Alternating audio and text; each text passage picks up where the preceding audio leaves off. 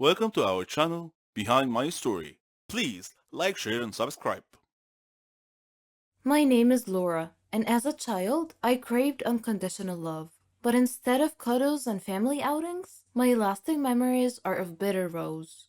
My mom never wanted children, she says. She told me that the only reason she didn't get an abortion was that she found about the pregnancy too late. My dad left when I was very young, which made my mother resentful. She had to stay and be the responsible mom, which she hated. On one occasion, my grandparents took me away, and I remember thinking, this is what family should be like. The relationship dissolved completely when I was a teenager. My mom's first love was always men, and when I was 15, she moved to Africa for a boyfriend without telling me.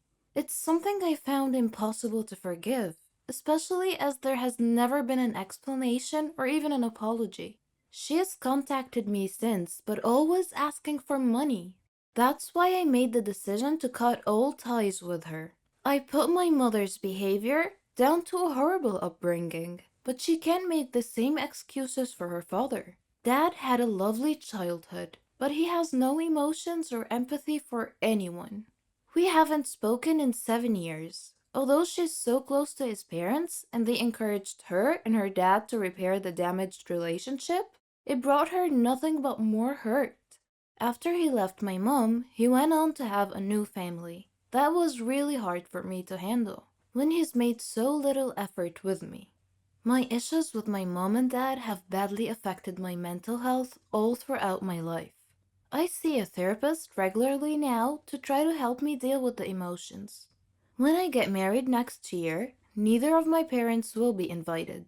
I grew up thinking I did something wrong for my parents not to want me.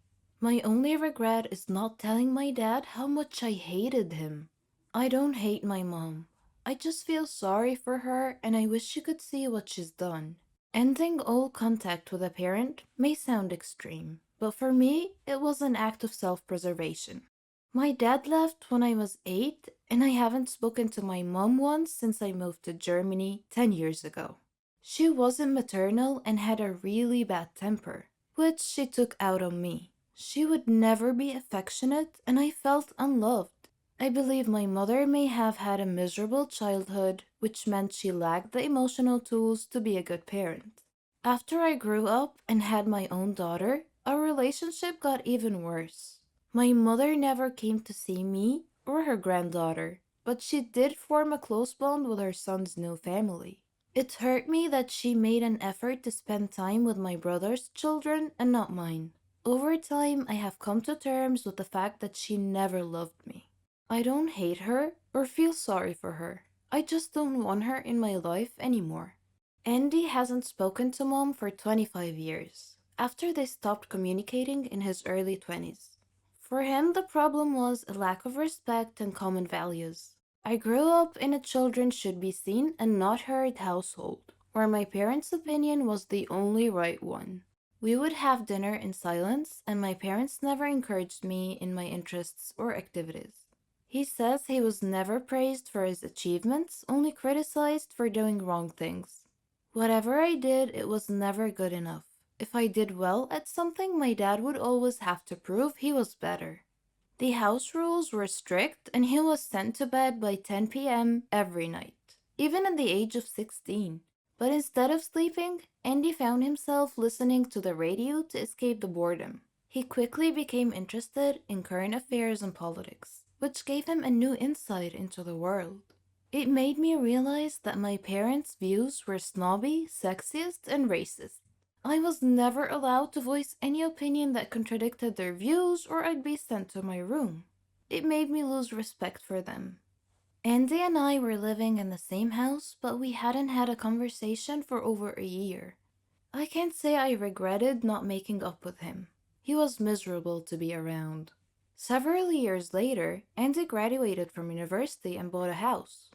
I was so proud, but my mom told me it was horrible. She said it looked like a council house and asked why he wanted to live in a slum.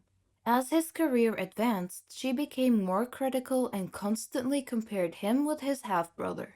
I was 21 and felt successful, but she was ashamed of everything I did because it didn't fit her snobbyish ideals.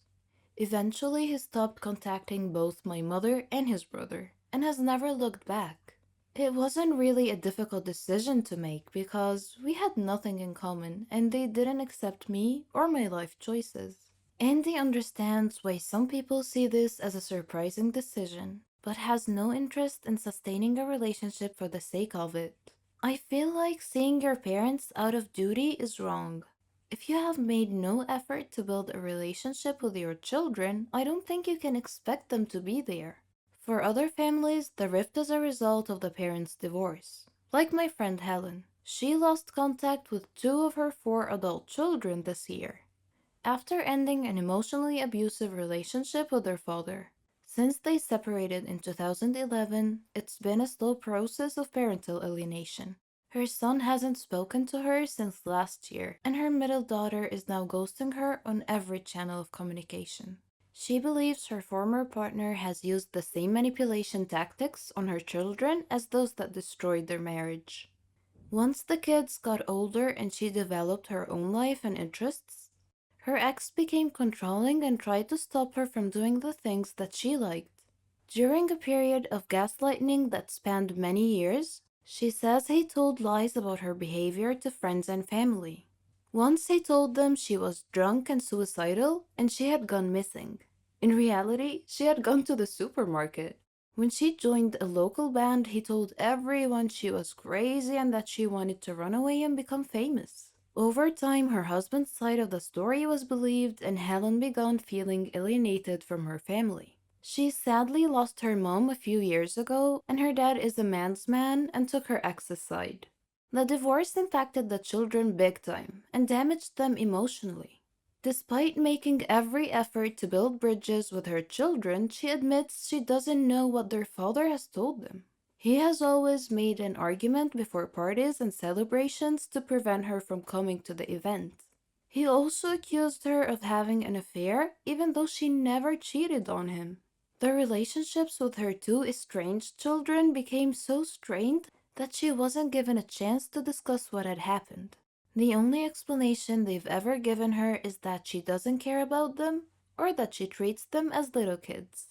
Though losing contact has been an extremely painful experience for both of us, I don't blame anyone. Not me, not my mom, not Helen, and not her children.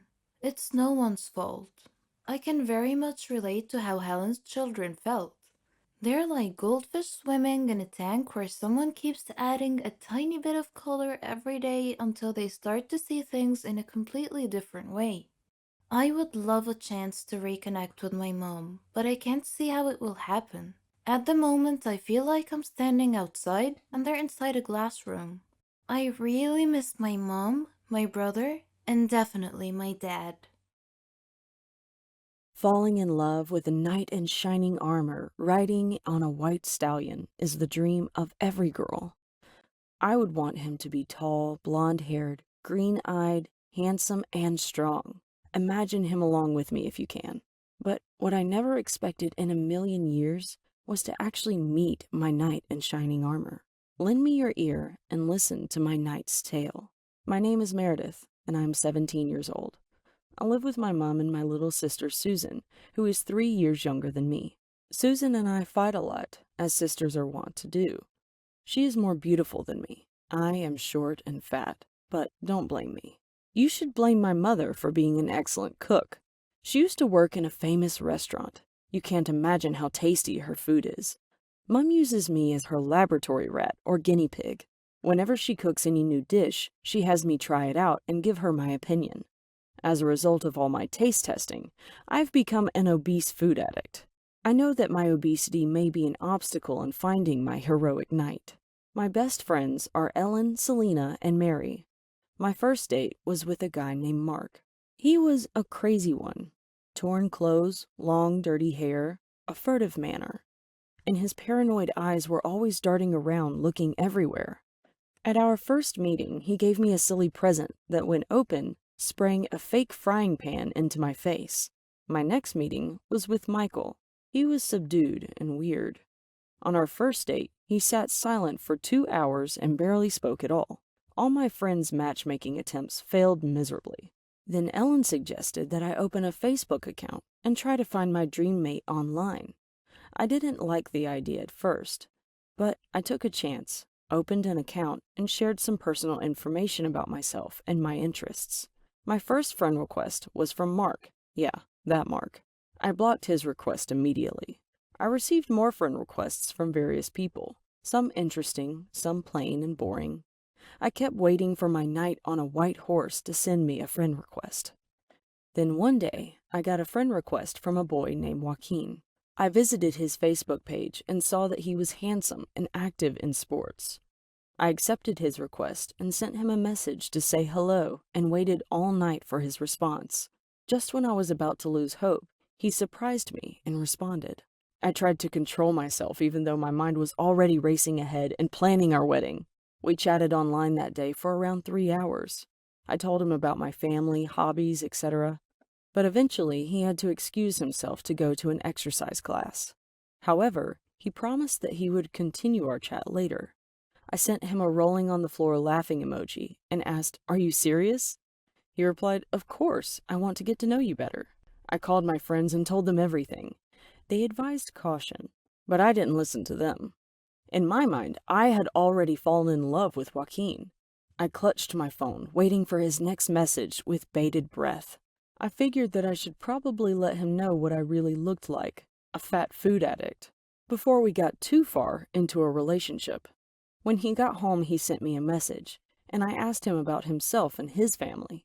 He told me about his dreams, his family, and his dream girl. He told me that he wasn't interested in a girl's figure at all.